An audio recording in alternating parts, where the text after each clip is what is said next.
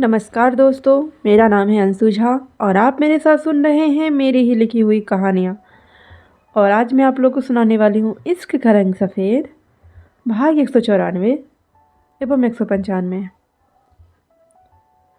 Sir, आप समझ नहीं रहे हैं, मैं रिया के काबिल नहीं हूँ। आप मेरा और ख़ुद का स्टेटस तो देखिए।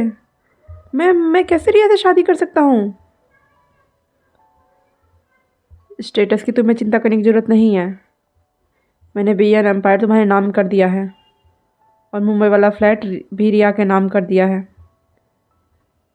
अब तो मैं मुंबई जा नहीं पाऊँगा, तो वहाँ का ऑफिस तुम्हें ही संभालना होगा और उसे आगे लेकर चलना होगा। मैंने सब कुछ सोच लिया है। व्हाट? ये क्या मजाक है? आप मेरी गरीबी का मजाक बना रहे हैं?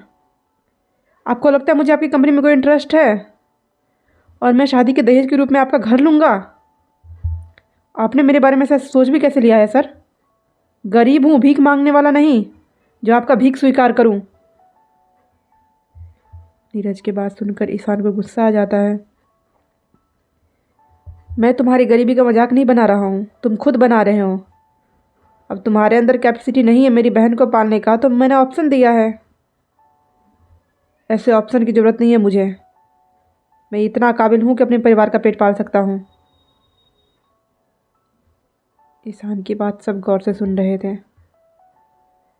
सबसे ज़्यादा रिया, जो हर कदम पर देवेश उससे प्रॉपर्टी के बारे में पूछता रहता था। उसके नाम पर क्या क्या है, इनकम है, कितनी प्रॉपर्टी है, इन सब के बारे में पूछता रहता था, जानता रहता था। हमेशा उससे ज़्यादा उसके पैसों में इंटरेस्ट दिखाता था। यहाँ तक कि वो दिन भी याद आ गया था जब अशोक मेहरा ने बातों ही बातों में 50 लाख की डिमांड कर दी थी, जिसे सबने खुशी खुशी स्वीकार कर लिया था। अरविंद जी भी गौर से सुन रहे थे। यही गुण तो चाहते थे और यही सब सोचकर देवेश के लिए हाँ कहा था कि पैसा नहीं, इंसान अहमियत रखता है। यही सारे गुण वो खोजते थे जो कभी देवेश में नहीं पाए। जो लड़का कभी ऊंची आवाज़ में बात नहीं करता था किसी के सामने, आज ऊंची आवाज़ में विरोध जता रहा था। वो नहीं, उसके अंदर का आत्मसम्मान बोल रहा था। तो जब तुम्हें खुद पर कॉन्फिडेंट है तो स्टेटस कहाँ से मैटर कर गया? सर, आप नहीं समझ रहे हैं, मुझसे ज़्यादा समझदार हो। नहीं, मेरा वो कहने का मतलब नहीं है। देखो, तुम्हारे कहने का जो भी मतलब है अपने पास रखो। तुम्हें रिया से शादी करनी है तो करनी है, या तो खुशी खुशी मान जाओ, नहीं तो बंदूक की नोक पर तो करवा ही लूँगा मैं। सर, आप एक बार रिया से तो पूछिए, क्या वो आपके फैसले से खुश है? क्या वो मेरे साथ एडजस्ट कर पाएगी? नहीं मैं बड़ा बंगला, नहीं मैं बड़ी बड़ी गाड़ी, ना ही उसके सपने पूरे करने के लिए पैसे, क्योंकि अभी भी ईशानी की शादी का कर्ज नहीं चुका है। मैं एक एक पैसे सोच समझ कर खर्च करता हूँ। क्या इसके महंगे सपने पूरे कर पाऊँगा कभी? रिया, तुम्हें कोई प्रॉब्लम है? नहीं भाई, आप जो फैसला करेंगे मुझे मंजूर है और मेरे कोई महंगे सपने नहीं हैं। मैं हमेशा एक आम सी ज़िंदगी जीती हूँ और आगे भी वही जीना चाहता हूँ। और अगर मुझे महंगे सपने पूरे करने होंगे तो मैं अपनी काबिलियत पर कर रखती हूँ और ख़ुद के दम पर अपने सपने पूरे करूँगी। मुझे किसी पर बोझ नहीं बनना है। जब मुझे आप सब की जैसी शिक्षा मिली है तो मैं क्यों नहीं कामयाब होंगी, इंडिपेंडेंट बनूँगी और अपने साथ साथ सबका सपना पूरा करने की कोशिश करूँगी। मुझे तुमसे यही उम्मीद थी, नहीं तो बचपन से लेकर अब तक तुम्हारे पीछे जो पैसे खर्च किए हैं सारे पानी में चले जाते हैं। भाई, क्या भाई, पढ़ाया लिखाया है, कम से कम उसके पैसे तो ऊपर करो। रिया नीरज के बाजू पर अपना सिर टिका देती है। हो गया, मिल गया तुम्हें जवाब? अभी भी तुम्हें कोई कन्फ्यूज़न है? नहीं सर, लेकिन फिर भी कहीं तुम मेरी बहन को धोखा देकर किसी और के पीछे तो नहीं पड़ गए हो? अगर ऐसा है तो सोच लेना। नीरज ईशान को धमका देता है। नहीं सर, ऐसी कोई बात नहीं है, मैं रिया के अलावा किसी के बारे में नहीं सोच सकता हूँ। यही बेहतर है। कल मैं कैलाश जी और बहन जी को बुला लेता हूँ। नहीं डैड, वो इस घर में कदम नहीं रखेगी, नहीं तो मैं उनकी जान ले लूँगा। नीरज, अब दो तरफ से रिश्ता जुड़ने वाला है, हम उन्हें अनदेखा नहीं कर सकते हैं ना। मुझे कुछ नहीं पता है डैड, वो औरत इस घर में नहीं आएगी तो नहीं आएगी, और ना ही मेरी ज़िंदगी की बहन में। एक बात कान खोलकर सुन लो ईशान, मेरी बहन जहाँ रहेगी वहाँ वो औरत नहीं रहेगी।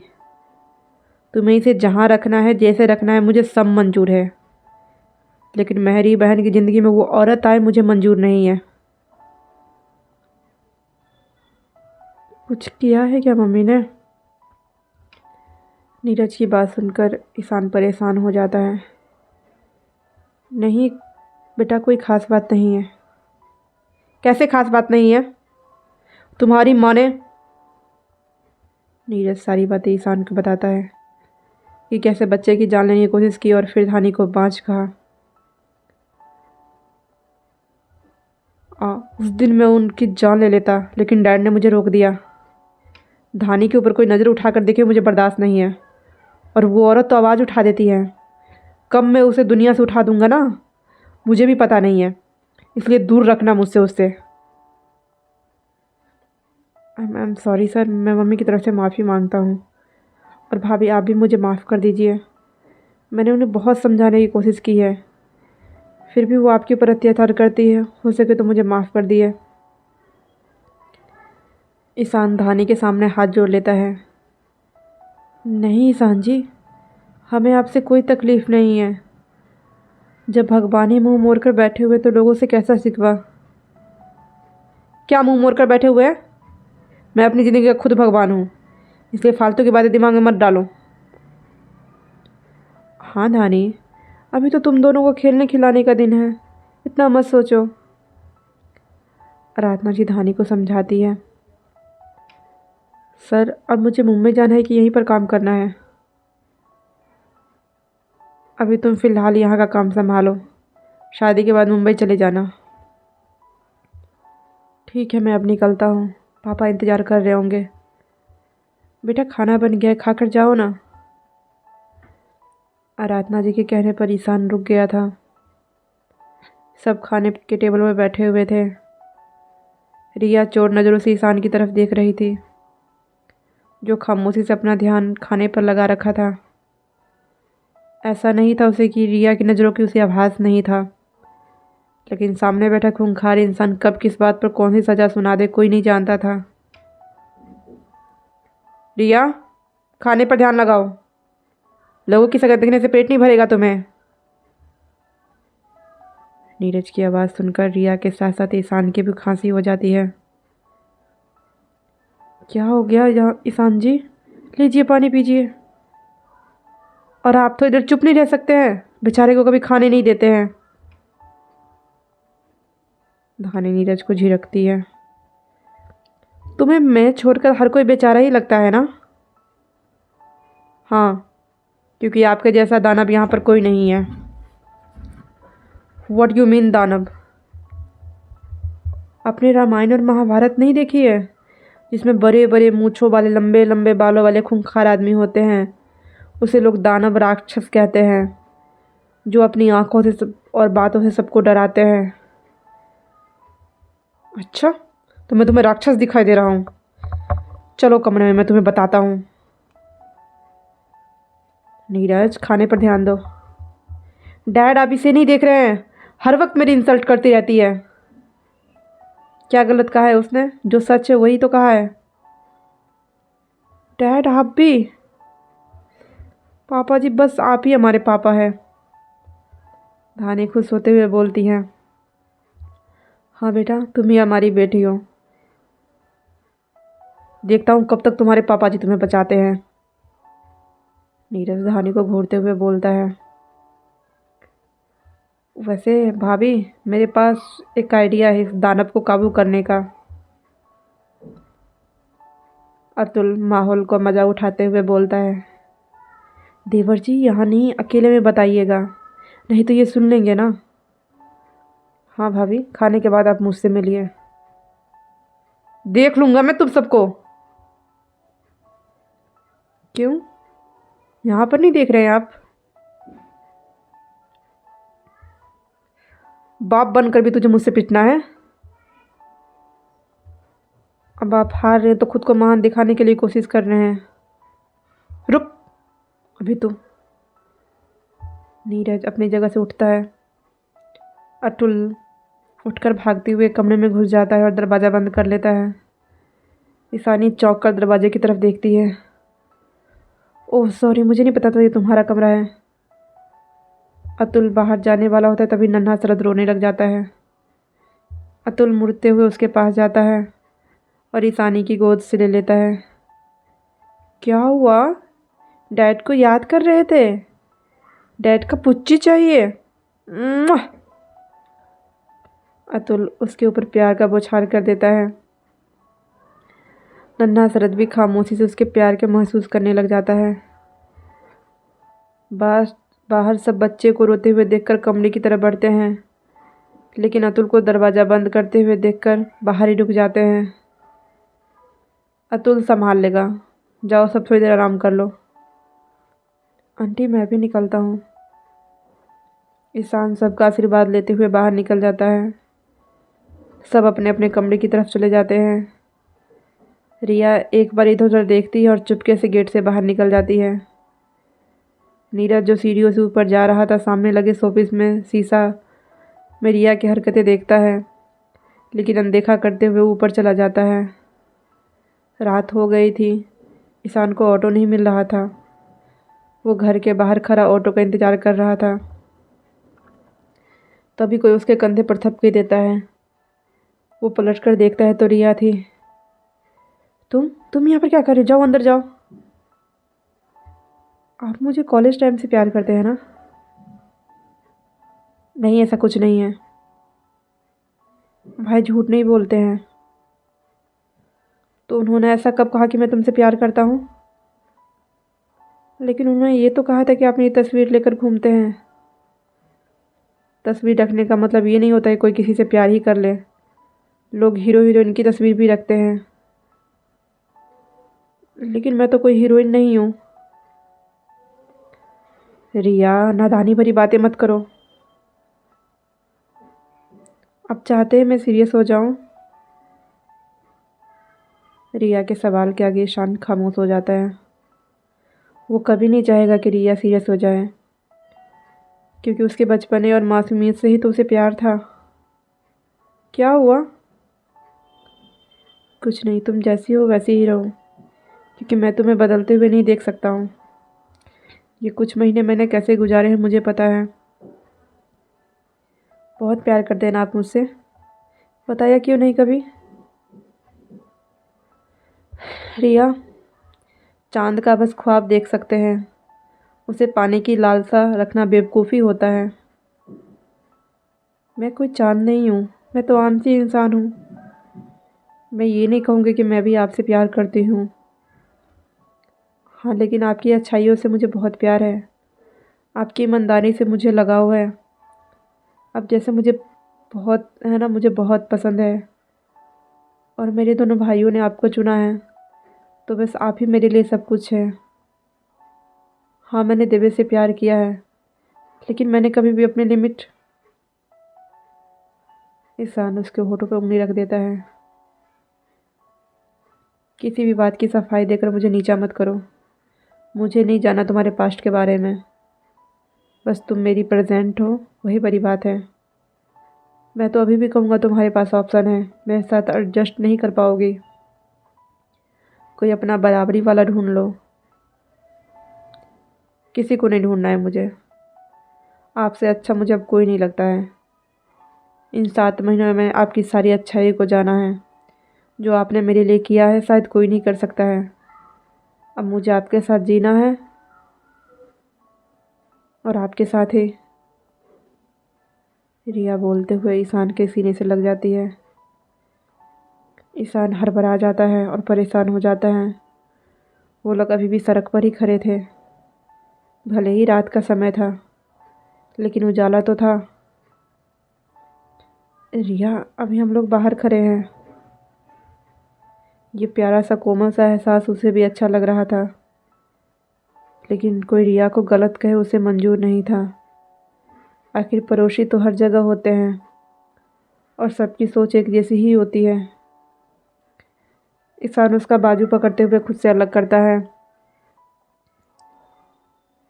अपना ध्यान रखना। ऑटो। ईशान को ऑटो आता हुआ दिखाई देता है तो हाथ देकर रोकता है और बैठकर विदा हो जाता है। रिया जाती हुई ऑटो को देखती रह जाती है। कुछ आगे जाने के बाद ईशान चेहरा निकाल कर पीछे की तरफ देखता है। रिया के चेहरे पर मुस्कान आ जाती है और हाथ हिलाते हुए बाय करती है। कितना फ़र्क है ना दोनों इंसान में। एक वो था जो बीच बाजार में उसके करीब होने की कोशिश करता था, एक ये था जो रात के अंधेरे में भी लोगों का ख्याल रखता है। रिया यही सब सोचते हुए अंदर चली जाती है। नन्हे शरद के साथ खेलते खेलते घंटा कैसे बीत जाते हैं अतुल को पता ही नहीं लगता है। जब नन्हा शरद भी नींद के आगोश में चला जा गया था, अतुल सावधानी से उसे बिस्तर पर रखने की कोशिश करते हुए बोलता है, अब आप सो जाओ, पापा भी जा रहे हैं सोने के लिए। मम्मा को बिल्कुल परेशान मत करना, बस बड़े पापा को खूब परेशान करना। अपना ध्यान रखना। पापा कल सुबह चले जाएंगे। सुबह अपने निकल रहे होंगे, इसलिए आपको परेशान नहीं करूँगा। सुबह का बाय, गुड नाइट। एक बार फिर दुलार करके अतुल उसके ऊपर से उठने लग जाता है। तभी नन्हा शरद उसका अंगूठा पकड़ लेता है। अतुल उसकी तरफ उसकी नाजुक पकड़ से अंगूठा निकाल लेता है और पलटकर जाने लग जाता है।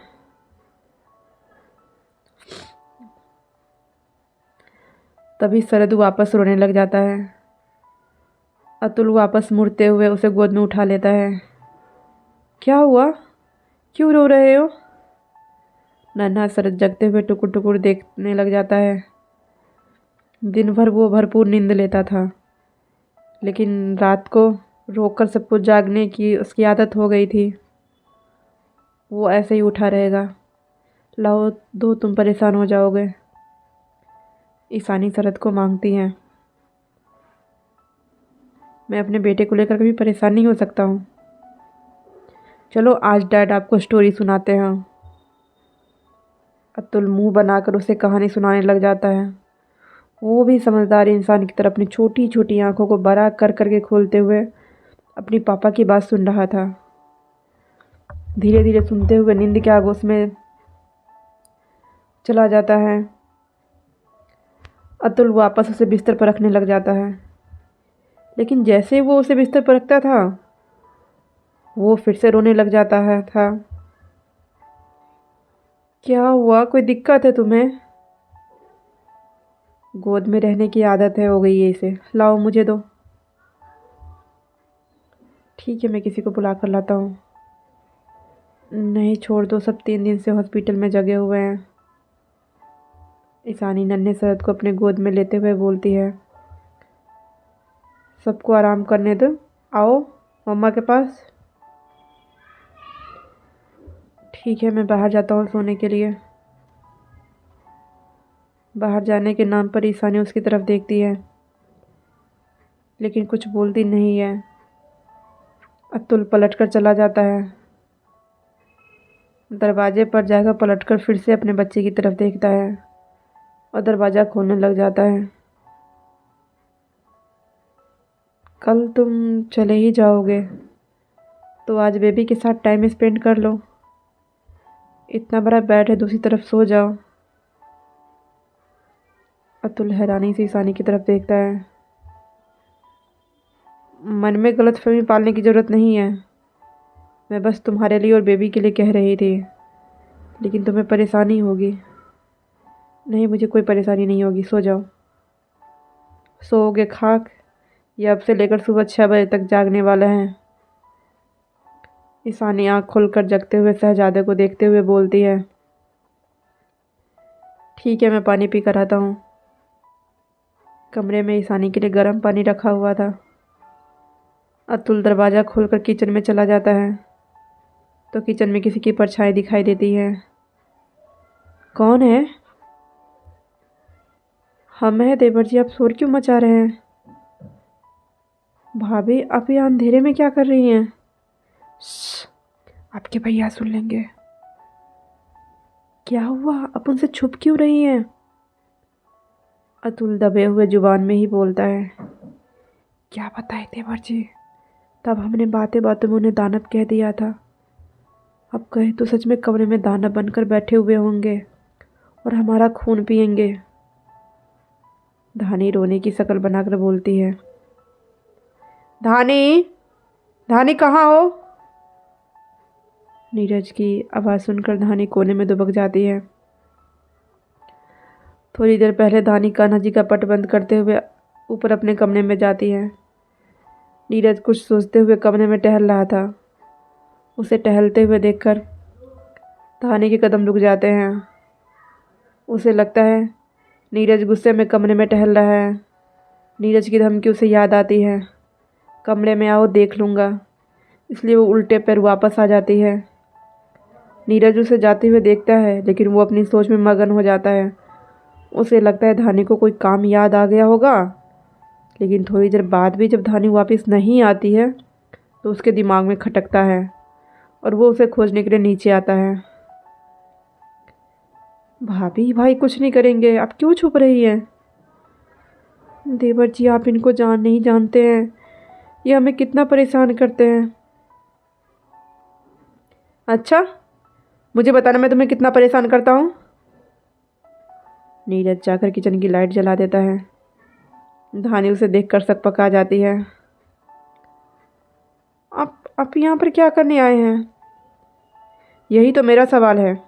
इतनी रात को यहाँ पर क्या कर रही हो? सोने का टाइम नहीं हुआ है? आप जाइए, सो जाइए ना, हम आते हैं तो सो जाएंगे।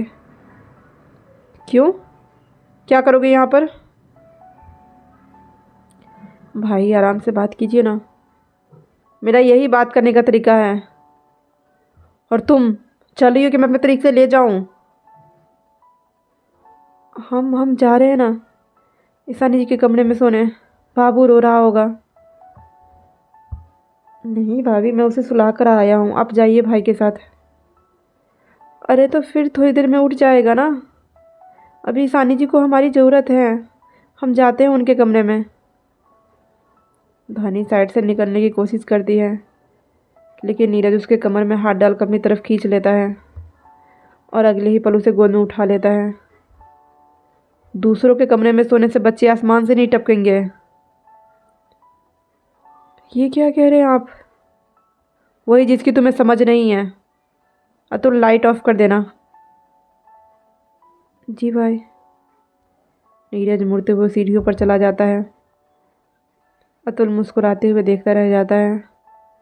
भाई भी ना कभी नहीं सुधर सकते हैं। बेचारी भाभी इनके चंगुल में फंस गई है। आप ना एक नंबर के बेशरम हैं। क्या सोच रहे होंगे देवर जी हमारे बारे में? यही जो तुम सोच रही हो कि मैं बेशरम हूँ। हम आपको मनमानी नहीं करने देंगे। ठीक है, नहीं करूँगा। लेकिन यार 30+ हो गया हूँ।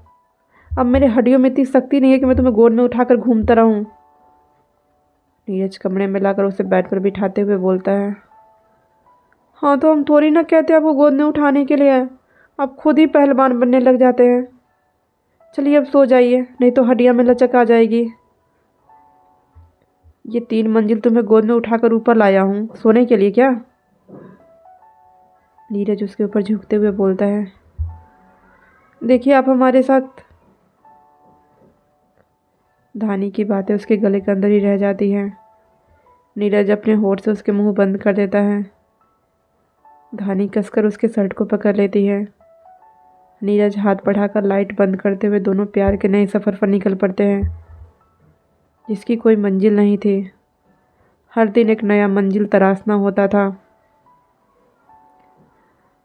अतुल वापस कमरे में आता है तो ईशानी दवाई की वजह से गहरी नींद में सो रही थी। और नन्हा शरद जगते हुए लाइट को टुकुर टुकुर देख रहा था। ईशानी शायद दूध दूध पिलाते पिलाते ही सो गई थी। उसे देखकर अतुल झेंप जाता है और नज़र चुराते हुए ईशानी के कपड़े ठीक कर देता है।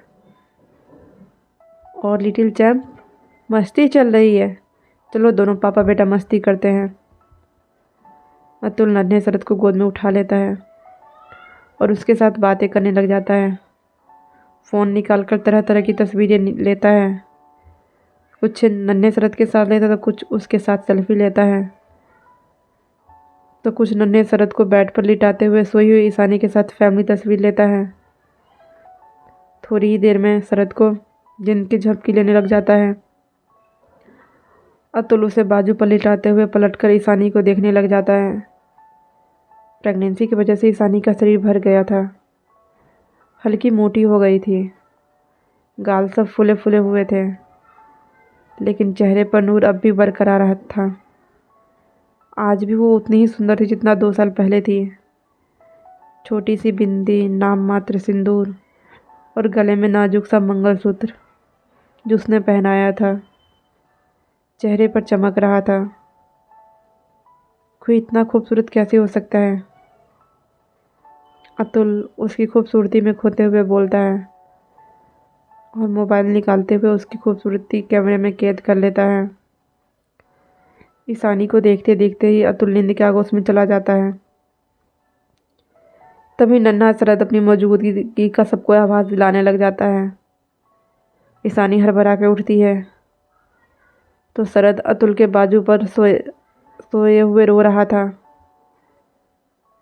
ईशानी उठकर उसे गोद में लेने लग जाती है। तभी उसे अपने खुले हुए कपड़े का आभास होता है। शर्मिंदगी से अतुल की तरफ देखती है, जो पहले नींद की वजह से शायद गहरी नींद में सो रहा था। ईशानी नन्हे शरद को गोद में उठाते हुए सीने से लगा लेती है। नन्हा शरद फिर से दूध पीने में मगन हो जाता है। ईशानी खामोशी से कभी शरद को देख रही थी तो कभी अतुल को। दोबारा जब नन्हा शरद उठता है तो अतुल गोद में उठाता है और पूरी रात उसे अपने गोद में ही रखता है, क्योंकि शायद ये मौका अब उसे महीनों या सालों बाद मिलने वाला था। ईशानी बीच बीच में उठकर मांगती भी थी, लेकिन वो दूध पीने के बाद वापस अपनी गोद में ले लेता था। ईशानी भी उसकी इच्छा को देखते हुए सो जाती थी। नीरज की बात सुनकर ईशान को गहरा सदमा लगा था। उसकी माँ अपने बेटी के साथ ऐसा कर सकती वो सपने में भी नहीं सोच सकता था। लेकिन यह कैसा रिश्ता है? लाख गलत अपनी माँ को करते हुए देखकर भी वो सजा नहीं दे पा रहा था, क्योंकि एक माँ का कर्ज था जो वो मरते दम तक नहीं चुका पाएगा।